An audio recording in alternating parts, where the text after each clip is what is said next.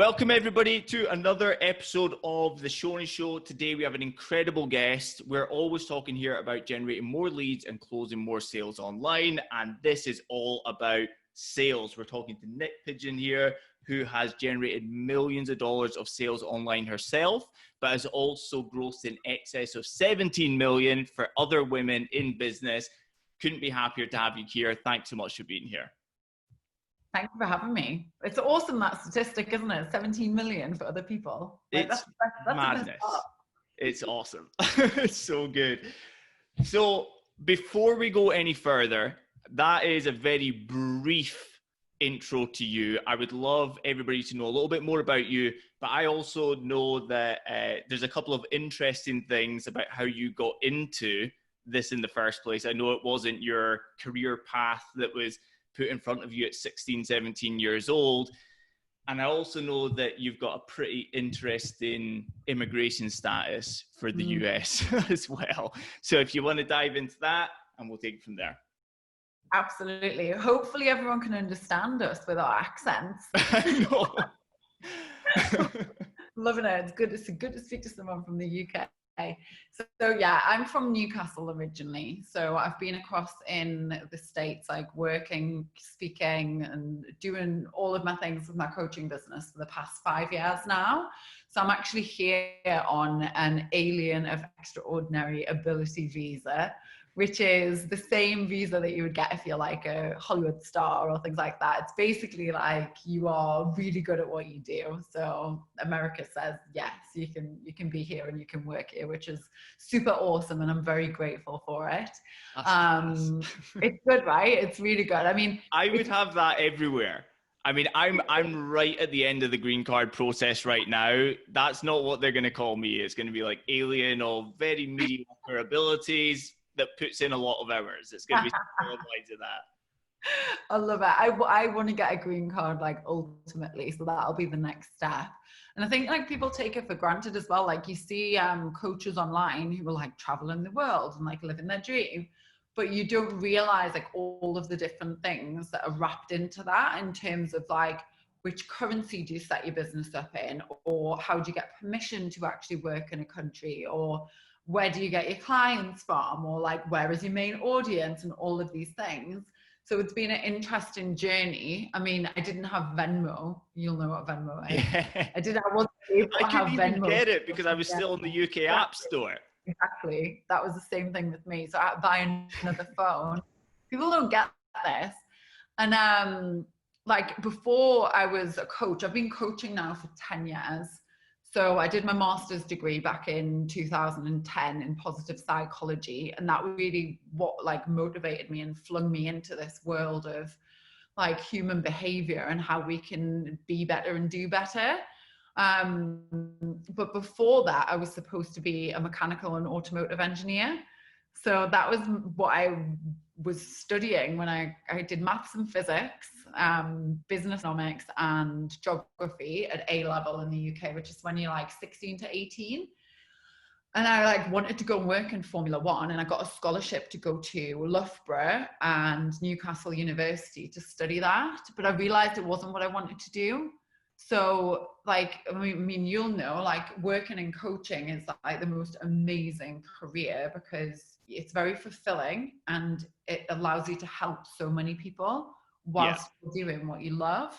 I actually feel bad for anybody who hasn't experienced being a coach for both of those reasons, but also like you don't, until you've done it, you don't understand the high of seeing somebody that's actually been emotionally affected by your coaching and the outcomes of it.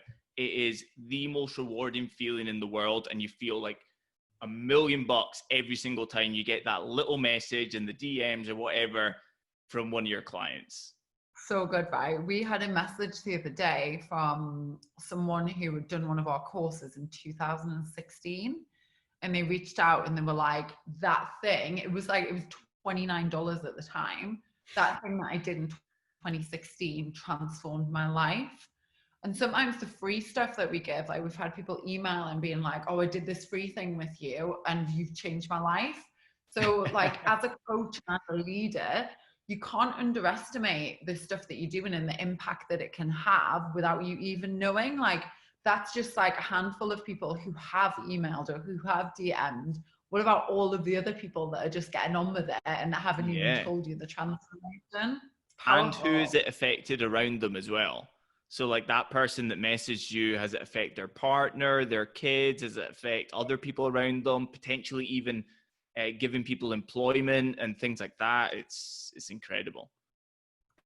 I love the ripple effect. That's like, if you think about, there's only something like 56,000 coaches at the minute, but that's rapidly growing. Like, coaching is the second fastest growing industry on our planet.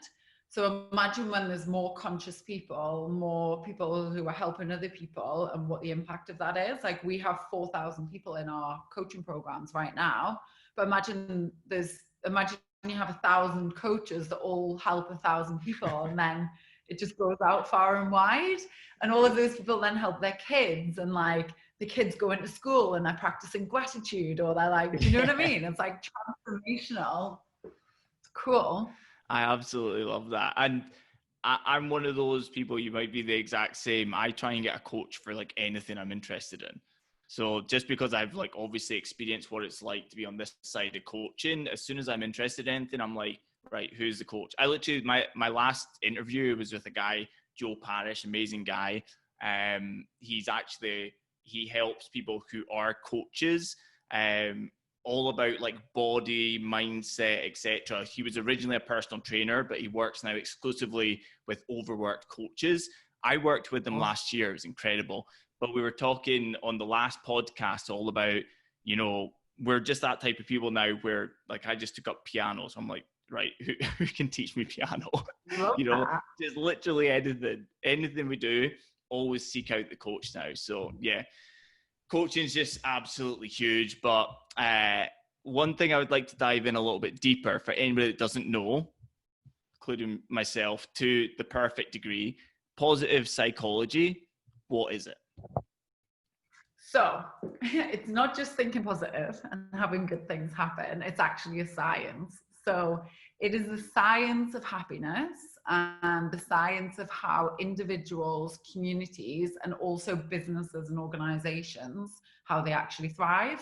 So put simply, it's like the science of happiness and success. So it takes things like optimism or meditation or gratitude, and it runs scientific studies to look at which particular interventions work and don't work, and why they work and what the results are over time and with different populations. So we basically looked at like gratitude interventions and how writing a letter of gratitude to someone that you haven't properly thanked can powerfully boost your well-being and really affect the way that you think and you feel. So as well as it being a career for me, it's been an amazing journey of personal development too. And I feel very, very blessed to have decided to do that at such an early age, because now we're in this podcast and we're talking about positive psychology. 10 to 12 years ago, nobody knew what it was. And they're like, Nick, you're so weird. Like, what is all this stuff? And everyone on my master's degree was a lot older than me. Like, I'm talking like 10, 20 years older than me. So I was like really quite young at the time learning this stuff, which now you open up any magazine and it's all over the pages. That's awesome. Right. Well, how does positive psychology and sales mix in together? How does that happen? It's a great question, actually. And for me, positive psychology, the way that I think about it is like an umbrella. It's an umbrella over everything else that we do. So it goes over your health, it goes over your relationships, it goes over your money. And it really like helps you protect and also amplify, like protect from the negative and amplify the positive that you want to create in those different areas of your life. So you look at the positive psychology tools, it helps you make sense and have meaning in challenge and adversity. You take positive psychology tools and it helps you reach your goals faster. Take positive psychology tools, it helps you have a better marriage or whatever it is. When it comes to sales, like what people like get to realize is that sales is actually psychology. Because all we're doing when we are encouraging someone to invest in themselves or invest in a result that they want to create and invest in a product or a service that can help them do that, is we're changing their thinking so that they can see the power of being a powerful yes for themselves with relation to this thing that they're going to invest in. Now, sometimes people make decisions based on like the practical things that are involved in the program or the coaching or the product. Sometimes it's emotional. So we always have to speak to both different types of people or both different like buying decisions and realize that actually there's so much that influences the buying decision and the things that we decide to do outside of just the product itself. It's a lot about how the product or the service is presented and how we can like help people understand the psychological benefits, the physical benefits, whatever those first kind of benefits are, and as well as the secondary layer of benefits as well. And you actually mentioned it before. So you mentioned this ripple effect, and that's a great psychological thing that we can utilize when it comes to sales. So I want to sell you something, or you want to sell me something, and you're like, right, well, how's it going to benefit you, Nick? You buy this coaching program, I'll help you make $1 million. Awesome. That's like a primary benefit. But then you start to think about like actually psychologically, why do people buy things? It's not just for that one thing, but we might buy a coaching program to make $1 million because that also makes our children's life easier. It allows us to have a different lifestyle. It allows us to invest in the personal trainer or the coach. So we're now healthier and we feel better. So it's like a secondary layer. We know, specifically from positive psychology, that when you're in a better mood, you are more productive. So you're 31% more productive than when you are at negative or neutral. And we know that when you practice like interventions like gratitude or like forgiveness, like all of these tools that are helping you feel psychologically stronger, you're actually able to be more resourceful and resilient within your life and your business. You're able to build better relationships, be more creative, solve problems better. So it really all starts with us. Yeah, that's awesome. That is so, so good. I notice that myself all the time with like, you know, if you're having a bit of like, you might just not have slept well or whatever. And it just takes like one thing to change your state. And then the whole day changes from there. And if you're not conscious of it and you don't realize the things that you can do to put yourself in that state, then, you know, nightmare for the next couple of days until you Nightmare for everyone around you. What's that? Watch out, world, because it'll be a nightmare for everyone around you. Exactly. Now, one other thing, going deeper into sales itself, being an amazing sales coach and having closed so many sales yourself and influenced so many other people to go out and close sales, because you take a different route to, you know, Grant Cardone out there, or, you know, somebody who's very in your face and it's much more authentic selling. Does somebody like you still use a sales script or a formula, or do you feel the way? Yeah, it's a good question. I love Grant as well, by the way. Like, I think he's awesome. And I think that we can all be the student, and there's always something that we can learn from each other, whether it's a word or a sentence or a way that we do things. And I always recommend that when people are selling, they really ground into what their own style is. So I am actually very challenging when I sell as well. I'm like, I'm not scared to challenge someone based on where they're at and where they want to be and what it is that's going to get them there. But I do that in a loving way, and I do it in like with a lot of humor as well. So I don't use a script anymore, but we do recommend that when you're starting to sell, you use a script. So I actually write scripts for my clients, whether it's a DM script or how to close a webinar and get discovery sessions, or how to sell on the discovery session. We have a script for all of the things. So what our clients do is they'll take the script and they'll use that as a template, and they'll get comfortable with saying these things on DM and adding their own stuff, or using the script on a sales call until they like find which of those sentences really land and what works and what doesn't work, and then they'll add in their own things as well. So yeah, we do recommend when you're starting, just because there's a really like powerful structure that you can use, but there's also some wicked one-liners that like really great questions that you can ask that get us to think. And I'm not just saying like, it's not like me and the person I'm selling to, it's us as humans. These type of questions provoke our thinking so that we're actually able to see things a different way. And that then allows us to make powerful, positive decisions for ourselves and our future selves. Awesome.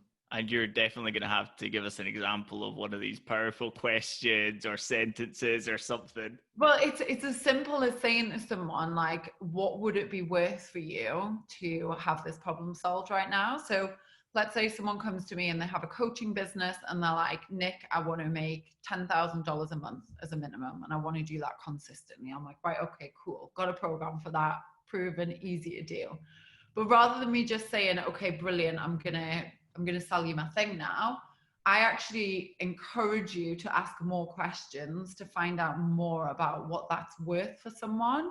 So, okay, if I can help you to make $10,000 per month consistently in your business as a minimum, what will that be worth to you? If I can help you to pay your kids to go through private school for the next 5 years, what will that be worth for you? And I guarantee what it's worth to that person, because of all these secondary layers of like benefits and perks and like the emotional impact of it, it's not just worth 10K a month. So let's say in a year they make 120 grand, 10K a month. In 2 years they make 240. If that's the minimum that they make. In 3 years they make 360. So even if they're looking at 3 years, I'm going to make 360,000. I guarantee what will change in their life and within themselves and their relationships is worth way more than that. So that person is probably going to answer the question. They're going to be like, well, for me to make 10K a month, it's like, honestly, Nick, it's like, it's worth $1 million to me. It's like, it's completely priceless. So then you go through your sales conversation and you're chatting and you're talking about vision and you're talking about like the problems that you're going to help them solve. And then you come to the end of the conversation and they're like, well, what's the investment for your program? And you're like, well, it's 15,000 to work with me. And they're like, oh, well, that seems like expensive. Then you can go back and you can say, well, you just told me 10 minutes ago that for you to be able to make $10,000 a month is actually worth $1 million for you. So now you're looking at investing 15K, you're going to get over 3 years a 360K return minimum, and it's worth emotionally and financially, it's worth $1 million for you. So it just helps you have a frame and an anchor point within which you can reflect to your client what it is they're really thinking and feeling when they're in that place of vision and the place of expansion and the place of like, here's my desires, versus where they might go to in a sales conversation where they're focused on price. So it's a difference between someone buying on value and emotion and then buying based on price. Fantastic. That is awesome. Right. So we're in the sales call, and something that we all face in sales calls is the person going through the whole thing. This is amazing. Absolutely love it. They're loving being there. They're loving everything they're hearing. They've done this is worth $1 million and hey, it's only going to be 15K. All that's gone through. Then they do but I am just going to have to sleep on it or think about it or, ask my business partner or whatever. At that point, are you overcoming the objection, trying to get them to the point of sale? Are you booking them in for a follow-up slot? What's your goal around that? I say, what exactly is it that you want to think about? Love it. Because I want to know, I literally want to know. I'm like, is this something you actually need to think about? Do you just not want to be on the phone? Like, I want to get clear on that. And you want your client to be honest, because your responsibility as a coach is to give that client a breakthrough, whether they buy from you or don't buy from you. So I want them to get really honest with themselves about what it is they're actually scared of and what it is they're really saying. So I'm like, okay, what is it you want to think about?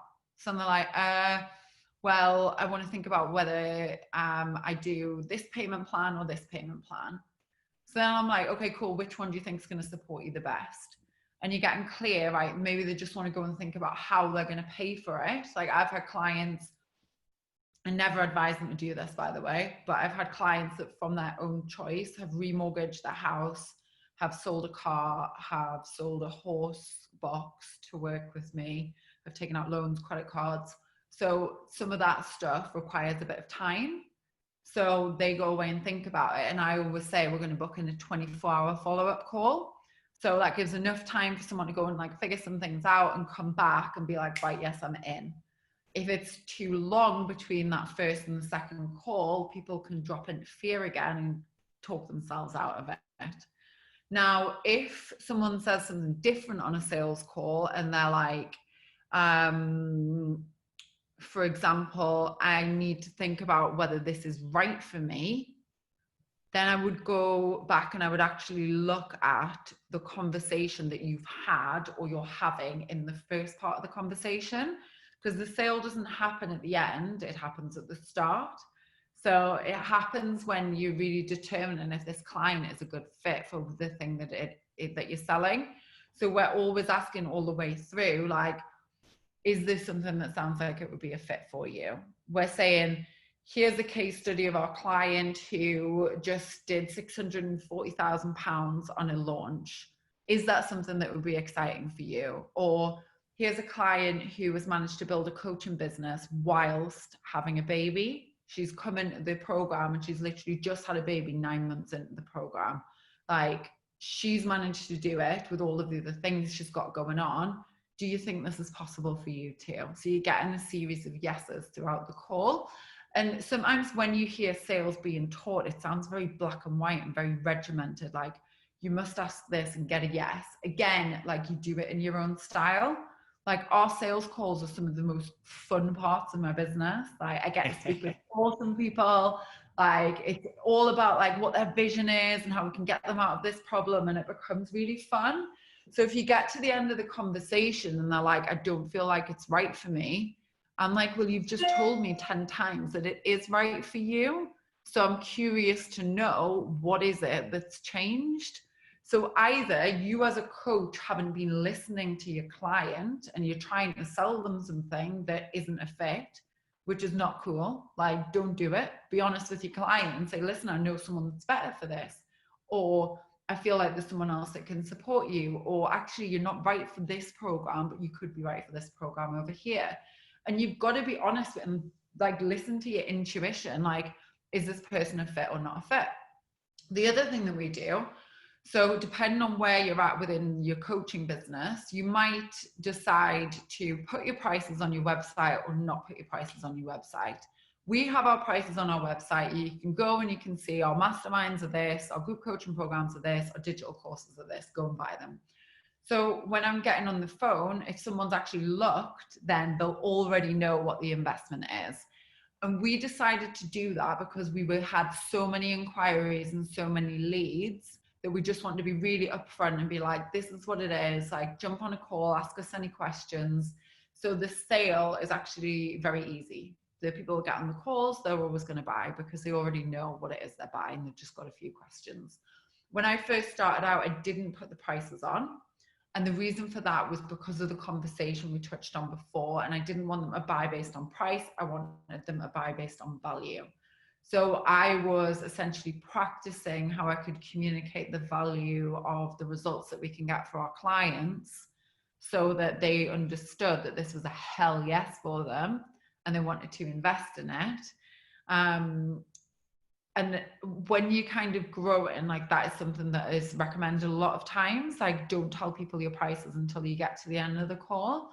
But there's definitely two schools of thought and two ways of doing that. So you can decide to get super upfront or just get better at having these sales conversations. It's one that comes up all the time, right? And the thing is, it's not wrong either way.